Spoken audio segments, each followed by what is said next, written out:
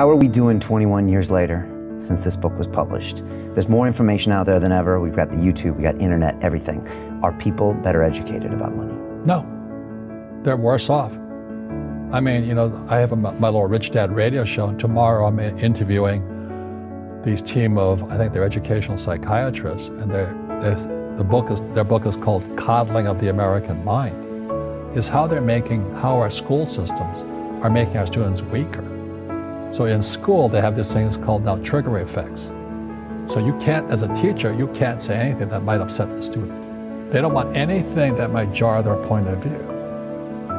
So if I went into school, I'd be thrown out because I threatened them. I would, you know, and to me, isn't school about opening your eyes and minds to new ideas? But that's now out of the system.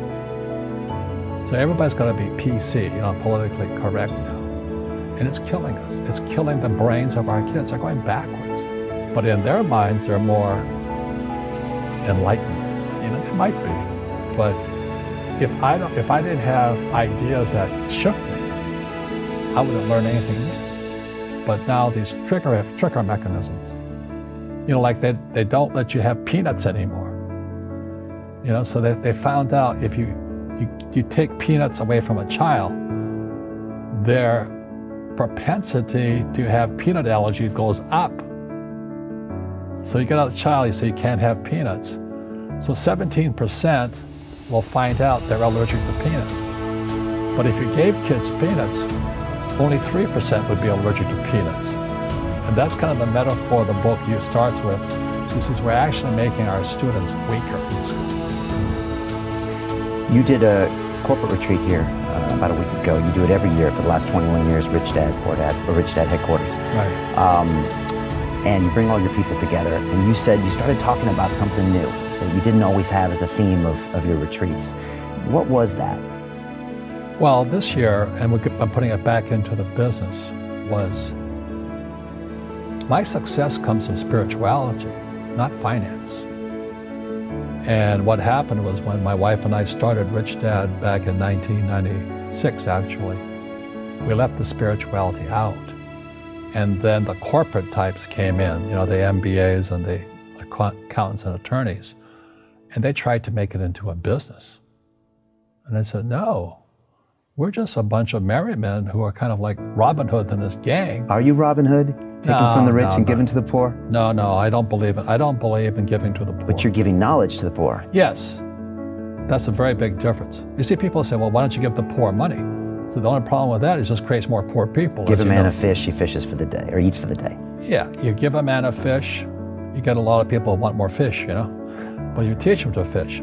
But you are the Robin Hood of knowledge, because I see you giving this knowledge out, and do the rich people cringe and say, don't tell them that, Rob? Yes. Don't tell people what you know. Right. Keep them poor. But, you know, unfortunately, the poor, as was in the Bible, I'm not real religious, the poor will always be amongst us, because it starts up here. Right, it's that fear mentality. It's in their words, you know, and the words become flesh. Again, I'm not really religious. I flunked out of Sunday school also. But when they say I can't afford it or I can't do that, they go down. They become what they say. And I meet so many people, I can't afford it. You think I'm made of money? Your mom used to say that. Your mom used to say that. My dad, my PhD dad, he says, what do you think I am, made of money? I can't afford that. And my rich dad would say, that's why he's poor. Poor people say, I can't afford it, I can't do that, I don't have time. Because it's an escape. It's an escape, you know what I mean? It's easy to say, I can't afford it. Oh, I'm too tired. Oh, I can't go to the gym. You know, when you could go to the gym, but no, I can't.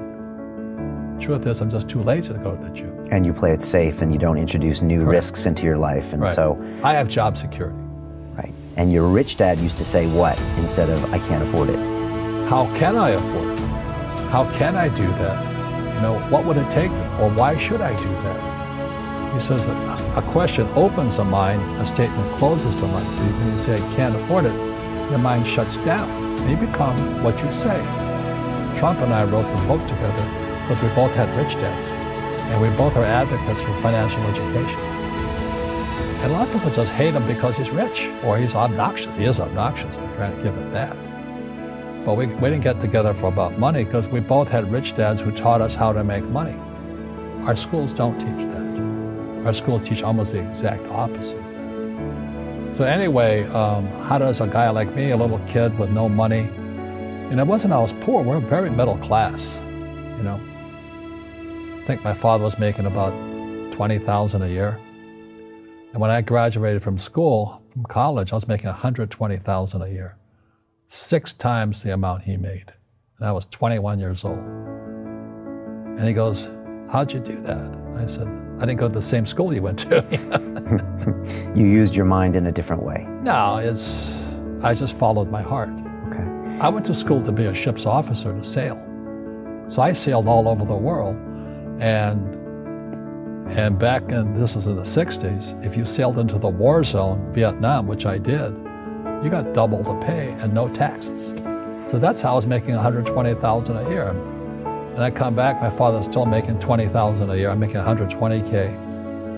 And he can't understand it because he's a poor man in mind and in soul. And he says, you've become like one of those rich guys. And I said, just because I have money? You know, I'm in the war zone, I'm doing this. But it violated all the core values. He says poverty is passed on. It's taught in your families. And middle class is taught in families. And so the people right now who are sitting at home, who are struggling financially or worried about money or unhappy, they may be making a lot of money, but unhappy with what they're doing, it was probably taught to you. You know, your superego was taught, get a job, work hard, or you'll never be rich, or the rich are evil, or whatever. And until you change your mindset, Correct. Money won't help you, right? Correct. And we see that with people that win the lottery, people that make more money, they still have the same problems. Right. Because they have that poor man's soul. Correct. If you're poor, you'll always be poor. That's really hard for people to understand. Yeah, the money will disappear that fast. Just like most pro athletes, you know, they make millions of dollars, and but 65% are bankrupt 5 years later. It's because they come from poor families. Now you tell them that, they get very angry. Not, it's the rich fault. You know, you guys ripped me off, and government ripped me off. But unfortunately, what Mr. Lipton was saying, it's passed down genetically. That's the fight. So what Mr. Lipton was saying, what Trump and I are saying, and you know what Jim Rickards and Nomi Prince and all, we're saying we've got to change what we teach our kids.